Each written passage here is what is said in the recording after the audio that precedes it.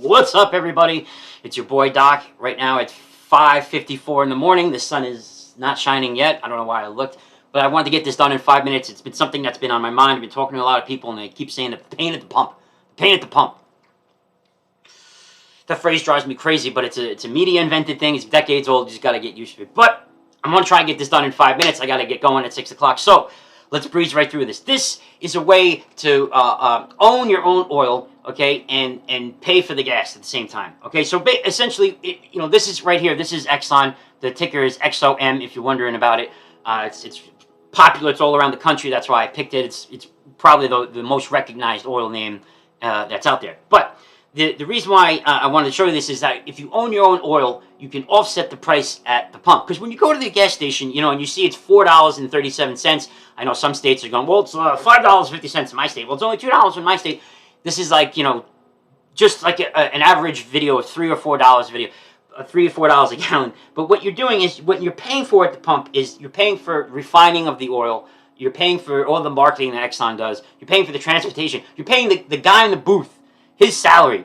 You're paying for all of that. But if you own your own oil, you can offset it. Okay, so let's go back. And by the way, this is not a political video. It's not anti-pro, Trump or Biden or anything like that. I don't want to get into that, but this is just factual information that you can use possibly for yourself. Okay, or tell your friends. Tell your friends. It's great. So let's go back. 2016. There's a double bottom here in January 2016. Trump is elected.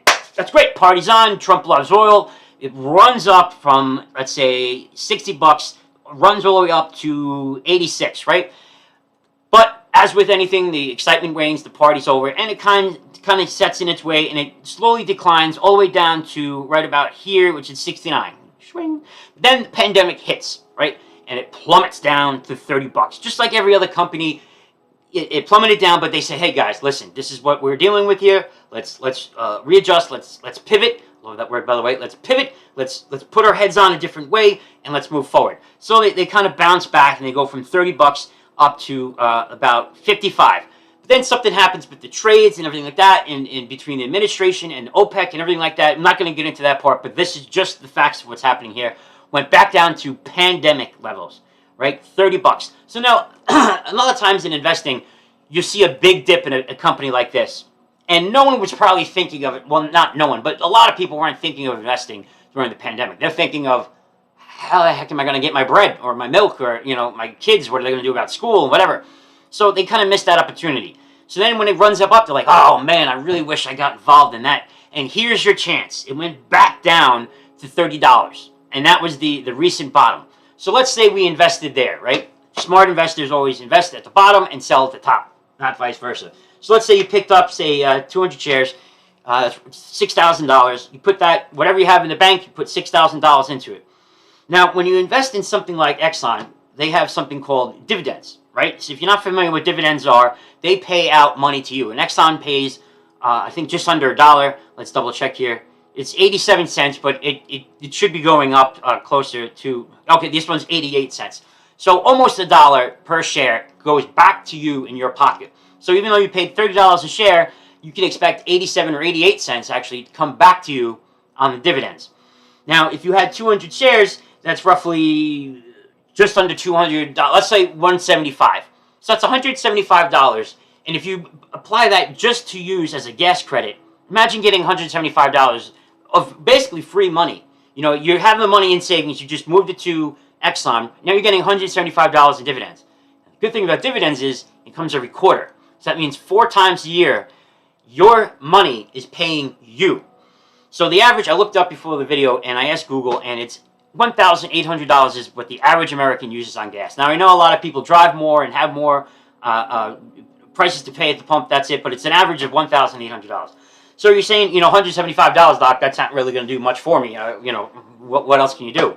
Well, if you have a lot of money in the bank, if you want to go, let's bump it up to like 500 shares, right? And we'll go back to this, and at 500 at 30, that's $15,000, and you get, I think it's just over $400 in dividends. That's per quarter.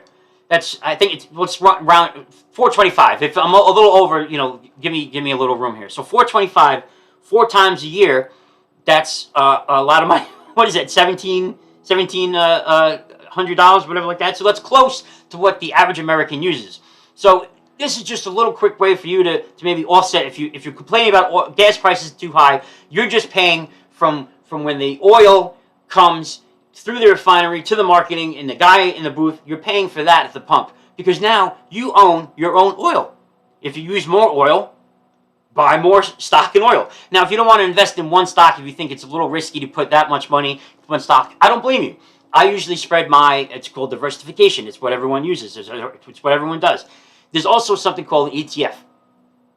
It's basically a bunch of, think of it as like a basket of stocks, and it's usually committed to like one sector, so that if one company has a bad year or a bad day, or someone gets fired for doing something stupid or gross, it does not going to affect your ETF as much.